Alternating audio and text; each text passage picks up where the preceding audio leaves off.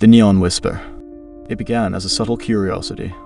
A faint, shimmering light outside my apartment window, dancing across the city skyline like a phantom aurora where none should exist. I leaned closer, squinting through the glass, dismissing it at first as some glitch in the city's neon glow. I'm Adrian Cole, a journalist and a skeptic. I report facts, numbers, sources, but never the whispers of the unexplained. Yet that night, the light did not behave like any electricity or neon signage I knew. It moved with a deliberate rhythm, almost deliberate intelligence. Hours passed. The city blew a throb of ordinary life, honking cars, distant sirens, late-night chatter from open windows. And above it all, the ethereal shimmer pulsed like a heartbeat, casting pale greens and violets onto the streets below. It drew me in, tugging at something I had long buried, the need to see beyond reason. I grabbed my camera, reasoning that documenting the anomaly would prove its mundane explanation. Yet the lens captured more than light. In the grainy footage, subtle shapes flickered, shadows that did not belong, angles that defied logic. I rubbed my eyes, convinced it was fatigue, stress, or an unsteady hand. But the lights persisted. Each night, growing bolder, spilling into my room, bathing the walls in spectral hues. I started noticing changes in myself, small at first. Misplaced keys, forgotten appointments, fleeting visions of people in corners of the room who vanished when I turned. Sleep became a liminal territory where dreams and reality entwined. At the office, my editor noticed my distracted demeanor. "Adrian, are you even here?" she asked. I laughed it off, though the reflection in the glossy conference table betrayed me I was not alone. A figure, barely discernible, hunched in the far corner, as if observing. I blinked. Nothing. One evening, the shimmer outside intensified. It split into streaks, weaving across the skyline like threads of a cosmic tapestry. And then I heard a faint whispering, impossible to locate, curling around my ears like smoke. Words half heard: watch, follow, understand. I shook my head. Rationality screamed at me to ignore it, to step back, close the curtains. But curiosity, that dangerous itch, compelled me to record again. I followed the light across the balcony, my camera ready, fingers trembling. Shadows stretched unnaturally, twisting around the edges of buildings, responding to something unseen. The whispers grew. They were patient, coaxing. Not malicious, yet not comforting either. A message seemed encoded in the flicker, patterns within patterns. And when I returned to my apartment, I found my own reflection changed, eyes sharper, face longer, shadows under my skin where none had been. I told myself it was paranoia. That my mind, frayed by deadlines and sleepless nights, had conjured hallucinations. But as the city's lights flickered in tandem with the aurora, I knew something was reaching through the mundane, bending perception, and I was the chosen witness. That night, I left the apartment. The streets were eerily silent. Even the hum of distant traffic seemed muted, subdued by an unseen presence. The neon aurora swirled above, forming symbols that twisted like calligraphy from another world. My footsteps echoed unnaturally, sometimes ahead of me, sometimes behind, though no one was there. I felt a shift in the air, something watching, waiting. The city itself seemed to hold its breath, suspended between reality and something else, something that defied explanation. I stopped, my camera raised, heart pounding. And then, from the corner of my eye, I saw it, a figure, cloaked in the light itself, standing atop a skyscraper, eyes locked with mine. I was not supposed to see it. And yet I had. The neon whisper had found me. I stepped back from the balcony, my breath shallow, mind racing. The city below seemed normal at first glance, yet the shimmer of the neon aurora lingered in every reflection, every window, as if the light itself had seeped into reality. I tried to convince myself it was a hallucination. Fatigue, stress, overworked imagination, but deep down, I knew this was different. Something alive. Something that observed without blinking. The next morning, I woke to find my apartment subtly altered. Small details, almost imperceptible, photographs cued on the wall, the blinds slightly drawn when I was certain I had left them open, and faint scratches on the balcony railing. I paused, hands trembling, trying to anchor myself to reason. At work, my focus fractured. Words on the screen blurred, emails rearranged themselves. My colleagues noticed my distraction. "Are you getting enough sleep?" one asked. I forced a smile, the kind that hides panic behind politeness. By evening, the light returned. This time, it was no longer distant. It crept into my apartment through the cracks in the curtains, pulsating rhythmically, whispering faintly. I leaned close, straining to hear coherent words. And then it became clearer, almost tactile, patterns, symbols, arcs of impossible geometry dancing in the air. My camera, once a tool for documentation, now felt inadequate, incapable of capturing the complexity before me. I remembered reading about cognitive resonance, how certain stimuli can trigger brain patterns beyond normal perception. Could this be a neurological anomaly? Or something far more insidious, an intelligence reaching out through light and shadow? I took notes, sketched symbols, documented every flicker and whisper. but the more I observed, the less the world made sense. Time seemed to distort. Hours slipped unnoticed, minutes repeated. I glimpsed myself in reflective surfaces, my image subtly shifting, shadows moving independently. One night, desperate for understanding, I climbed the fire escape trying to get closer to the source atop the building across the street. Each step echoed too loudly, reverberating like a warning. I reached the roof, heart pounding, sweat cold on my skin. The figure was gone. In its place, a projection of the city, familiar streets twisted impossibly, buildings overlapping, reflections multiplying endlessly. And above it, the aurora danced, as if painting this new reality, beckoning me to step further into the unknown. I leaned forward, drawn to a particular glow that pulsed with almost human intent. And then I heard it again, the whispers closer, insistent. "Adrian, come, follow." I wanted to resist, to retreat to the safety of reason and routine, yet my body betrayed me. The legs moved as though guided by invisible hands. Every instinct screamed danger, but curiosity was a leash I could not break. And then, at the edge of the roof, I saw it clearly, a window of light hovering midair, suspended, like a door not bound to walls. Shapes moved within, silhouettes I could not identify. The aurora was synchronized, casting spectral tendrils that seemed to connect me to that floating window.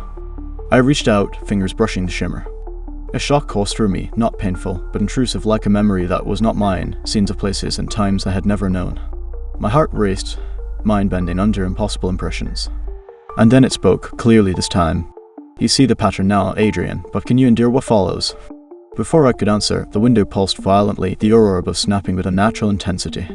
And in that blinding flash, the city, the sky, and even my own reflection changed. I was no longer sure which world was mine. The days blurred. Each morning, the city felt alien yet familiar. Even familiar streets seemed slightly off, corners stretching too far, shadows lingering where none should exist. I started noticing people behaving strangely. Faces too still, movements too precise. Conversations echoed strangely, as if the words were rehearsed. And everywhere, the faint shimmer of aurora, never in the same pattern, yet always present. Sleep offered no respite. Dreams invaded my waking life, blurring boundaries. I woke one night to find a figure in my room, impossibly tall, clothed in the dancing neon. It didn't speak, yet I felt its intent, probing, analyzing. I tried documenting it, notes, sketches, recordings, but each time I looked back, the materials changed subtly. Symbols shifted, recordings skipped frames I had never captured, sketches rearranged themselves. Reality itself seemed malleable. "Adrian, are you okay?" I jumped. Clara, my neighbor, stood at the door. But even her presence felt wrong, edges of her silhouette flickering, eyes reflecting a color I didn't recognize. You've been distant. Something is wrong. I couldn't explain it. How could I? Even I didn't fully understand what was happening. I only knew one thing, the aurora was changing, and I was at its center. The window of light returned. Hovering in the same spot atop the building, yet now larger, more defined, almost door-like. Its surface rippled like liquid glass, reflecting cityscapes I had never seen. I felt compelled again. Against reason, against instinct, I approached it. As my hand brushed the shimmer, the whispers returned to urgent, demanding, omnipresent. "Do you understand now?" The answer didn't come in words. It came as knowledge, visions of cities beneath cities, of time folding, of human consciousness intertwined with light itself. And fear. Endless, consuming fear, threatening to erase me completely. I stumbled back, gasping. The city below now seemed like a projection, colors bleeding unnaturally, streets bending at impossible angles. And then I noticed it. My own reflection in the window was moving independently, gesturing, warning, screaming silently. I tore my eyes away. My apartment, the city, Clara, everything was shifting. I realized with a chilling certainty that I was no longer merely an observer. I was part of something bigger, a pattern, a mechanism I could neither control nor fully comprehend. And just as I understood this, the light vanished, leaving only darkness and the feeling that it was watching me still. The following days were unbearable. Every sound, every light seemed infused with a secret meaning I was just beginning to grasp. Even the hum of my apartment felt alive, vibrating with intent. I stopped leaving my apartment. The city beyond the windows had become alien territory. Yet I could not escape the shimmer. It invaded every reflection, every digital screen, every glossy surface. My camera captured strange anomalies, faces that flickered, eyes too large, streets curving impossibly. But when I showed footage to anyone, it appeared normal. Only I could see the distortions, only I could feel the whispers. "Adrian, you look different." Clara's voice sounded distant, echoing unnaturally. I turned to her, but her face was warped, flickering like static. I am fine, I lied. How could I explain that reality itself was unraveling? The window of light appeared again that night. Larger now, closer, hovering just above the rooftops. Its surface rippled with colors no human eye should perceive. I climbed to the balcony, drawn irresistibly. The whispers intensified, circling my mind like a predator. Words became visions, strange geometries, impossible spaces, and people I had never met but somehow knew. They warned, demanded, threatened. I touched the surface. Pain. No. Knowledge. Understanding. A rush of truths so vast it was nearly lethal. I saw the pattern, how light intertwined with consciousness, how cities, people, even time itself were connected in a lattice I could barely comprehend. And yet, amidst understanding, fear clawed at me. I realized I was becoming part of this lattice, unable to leave, unable to resist. Suddenly, the light pulsed violently. Buildings trembled. Shadows stretched unnaturally across the streets below. And then a sound of voice, not whispering, but commanding. Adrian Cole, follow the pattern or be erased. I staggered back, eyes wide. My own reflection reached for me from the glass, lips moving silently, mouthing words I could not hear. Panic surged. I realized I was alone in my perception, abandoned in a world bending around me. The aurora above twisted violently, cascading across the skyline like tendrils of pure energy. And in that moment, I understood the world I knew was no longer fixed. Each decision, each glance, each heartbeat could alter the lattice. And I had already been noticed. Someone was waiting for me to act. And failure was not an option. I didn't know what following the pattern meant. I only knew that the next step would be irreversible. The city outside had become a puzzle I could not solve. Streets twisted in impossible directions, lights flickered with cryptic messages, and every reflection hinted at realities I could not grasp. I stopped trusting my senses.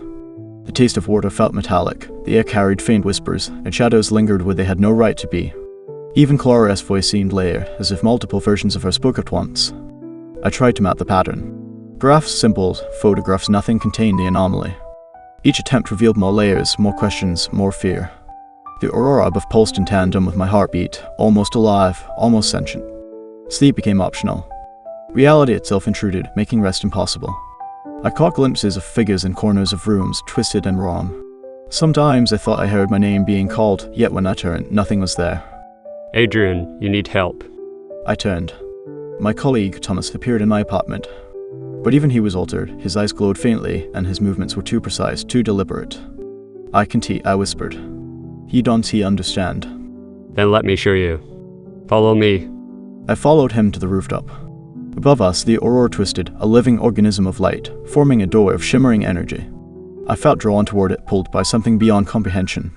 Through the doorway, visions exploded, cities folded into each other, people moving along impossible trajectories, and a lattice of consciousness connecting every living mind. It was beautiful, terrifying, and infinite. I realized then I was seeing the underlying structure of reality itself. And it had noticed me. Thomas reached for my hand. You can go back the way you came. Once you see it, you belong to it. I felt fear so intense it nearly paralyzed me. Every instinct screamed to run, yet my body refused. The aurora above beckoned, whispering, coaxing, and promising revelations I could not yet fathom.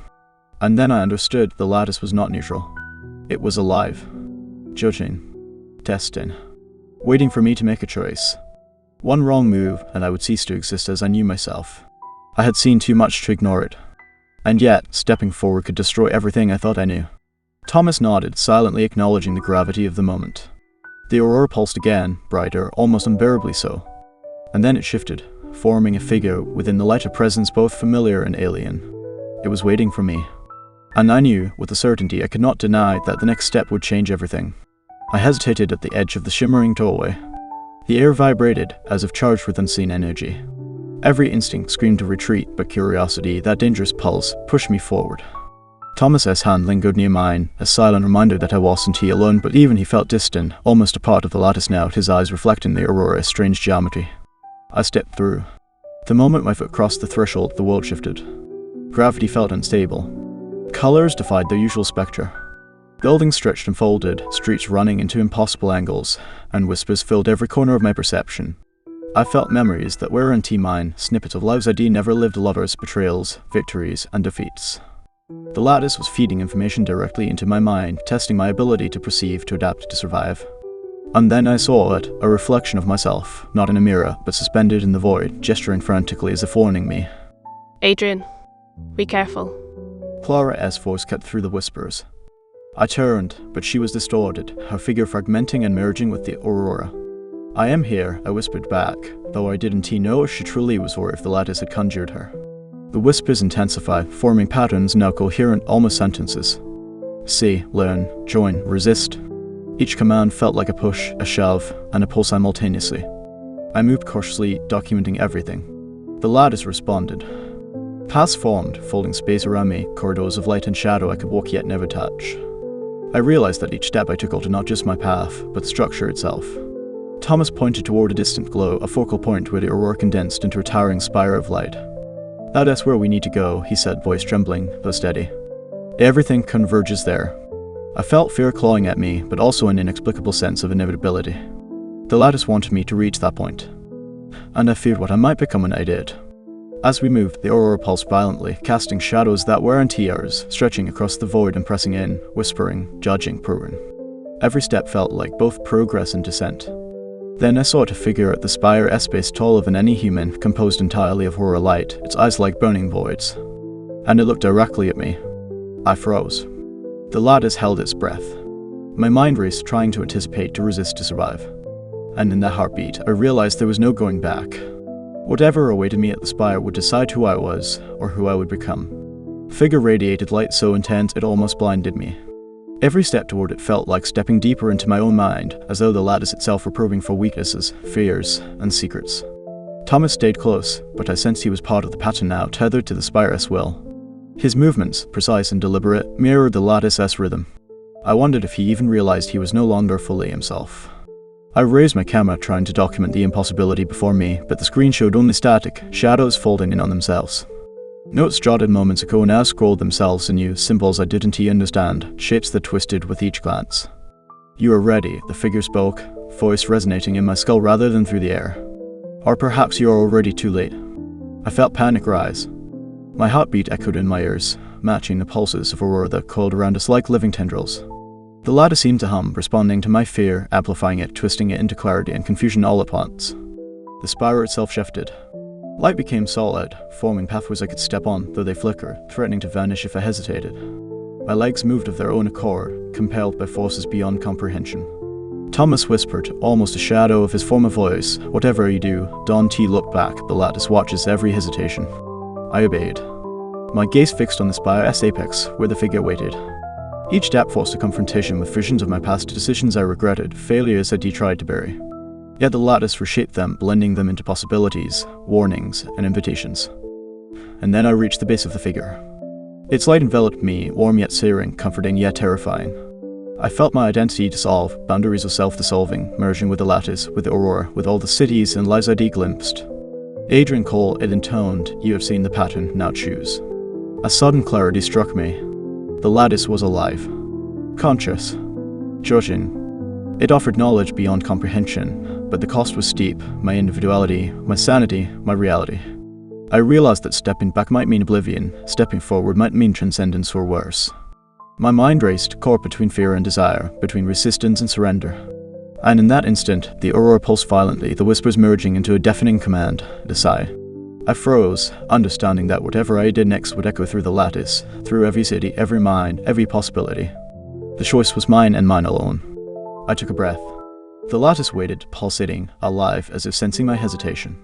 My mind screamed with possibilities, fears, and visions I could barely comprehend.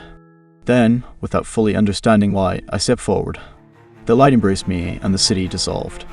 Streets, buildings, people all folded into the lattice, flowing around me like water, shimmering with untold knowledge. Thomas's form flickered beside me, distorted, but he nodded, silently acknowledging the choice I had made. Together, we floated through corridors of aurora, windows of alternate realities flashing past each one a potential outcome, possible future. I understood the truth. The lattice was a living archive, a consciousness that spanned every reality it touched. But with understanding came terror. I felt my thoughts merge with its patterns. Memories not my own surged, identities I had never lived pressed against my mind, and whispers of warning filled every corner of my consciousness. "Adrian, you must focus." Clara's voice pierced the torrent.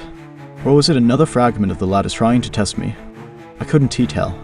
Reality was layered now, fluid, impossible to define. We moved deeper into the aurora, and I saw them, figures like the one that had first greeted me at the spire. Tall, luminous, faceless, observant, waiting. They were guardians, or perhaps prisoners themselves trapped within the lattice S infinite corridors. And then I realized the lattice did not only see me, it judged me. Every hesitation, every thought, every fear was catalogued, weighed, measured. A vision struck suddenly. A city burning, skies torn with aurora, people screaming in silence, streets folding in impossible directions. It was a warning, or perhaps a memory of what had happened to others who failed to navigate the lattice. Thomas tried to speak, but his words became distorted echoes. The lattice twisted his form, reshaping him as if testing my response, pushing me to act, to adapt, to prove my understanding. I took another step forward. The guardians parted slightly, revealing a pathway to the center of the aura. A pulsing core of light brighter than anything I had ever seen, a nucleus of the lattice as consciousness. And I knew that reaching it would change me forever. Her voice, not Thomas, not Clara, not mine, resonated inside my skull. Adrian Cole, you have chosen to enter. Will you endure what comes, or be consumed? The lattice waited. And I understood, with a chill that coursed through every fiber of my being, that this was the point of no return. Whatever lay ahead would decide not only my fate, but the very reality I had known. Pulsing core loomed ahead, a swirling vortex of light and shadow. It drew me forward, irresistible, terrifying, alive. Every step felt like both progress and surrender. Thomas stayed close, but his presence was fragmented, part of the lattice now, his features flickering like static. I wasn't sure if he was guiding me or testing me. Visions assaulted me from every angle. Cities folding into themselves. Faces I knew and didn't know screaming silently, streets bending like liquid, auras twisting into impossible geometries. And then I saw it, the first fragment of myself trapped in a corridor of light, reaching out, warning me, screaming in silence. Adrian, don't you lose yourself. Clara S. voice, or the lattice S imitation of it, cut through the chaos. I could barely distinguish her from the whispers, from the light, from the echoing possibilities of what I might become. I reached the nucleus. The core S light enveloped me completely. Pain. Now, knowledge, fear, understanding, and an endless infinity of possibility flowed into me. The lattice S was pressed against my mind, probing, testing, demanding. Choose, it whispered. Become, resist, accept, deny, endure, or vanish. I felt myself fragmenting, identity splintering, memories merging with the lattice, yet somehow I clung to the core of who I was. Every choice shaped the light around me, every hesitation rippled through reality itself. The guardians moved closer, their luminous forms circling, observing, judging. The lattice's pulse matched my heartbeat, faster and faster, as if daring me to fail. I remembered the first vision, the city twisted, skies torn, screams of the unseen. I realized it was not a memory of the past, but a warning of what could happen if I failed. I had to act. I had to impose my will, even against the lattice's infinite design. I focus, centering on my own consciousness, anchoring myself amidst the flowing, infinite patterns of light. The lattice pushed, resisted, but I pushed back, shaping the aurora around me, carving a path, bending its will to my own. Thomas' fragmented form mirrored my actions, uncertain, unstable. I realized he might be lost to the lattice forever, a warning of what awaited if I faltered. And then, at the apex of the core, the light parted, revealing a single choice: step through or turn back and risk oblivion. My heart raced. The lattice held its breath. Every possibility converged into this singular moment, and I knew that what I did next would echo through all realities. I had one step left. One choice. One chance to define myself or be erased entirely. I took the step. The light engulfed me completely. Time, space, and self-dissolved, and yet, paradoxically, I was more aware than ever. The lattice's infinite awareness pressed against me, but this time, I resisted, anchoring myself with the core of who I truly was. Visions of countless realities swirled around me, possibilities flashing faster than thought. I could feel the weight of every choice, every consequence. And then a voice, not the lattice, not Clara, not Thomas, emerged, calm, singular, human. Adrian Cole, you are ready. The spire pulsed once, violently, and the guardians parted. The aurora shifted, folding the impossible world into a new form. I was no longer just a part of the lattice, I was a participant, a guide, a guardian of its patterns. Thomas appeared beside me, whole again, his eyes clear. He nodded, understanding without words. The lattice had accepted our presence, our choices, our understanding. And then I realized the truth: the lattice did not consume, nor destroy, it tested, it revealed, it offered evolution. Only those willing to confront the infinite could endure. I looked out across the transformed city. Streets no longer twisted impossibly, lights no longer flickered with cryptic messages, yet beneath the calm, the lattice pulsed, alive, observing, waiting for those ready to see its depth. Adrian, that's beautiful. Clara's voice sounded genuine this time, tethered to reality yet touched by the infinite. Yes, I whispered, and terrifying. The aurora shimmered like a living cathedral of light, calm yet infinite. I understood that my life, and countless others, had been irrevocably altered but not destroyed.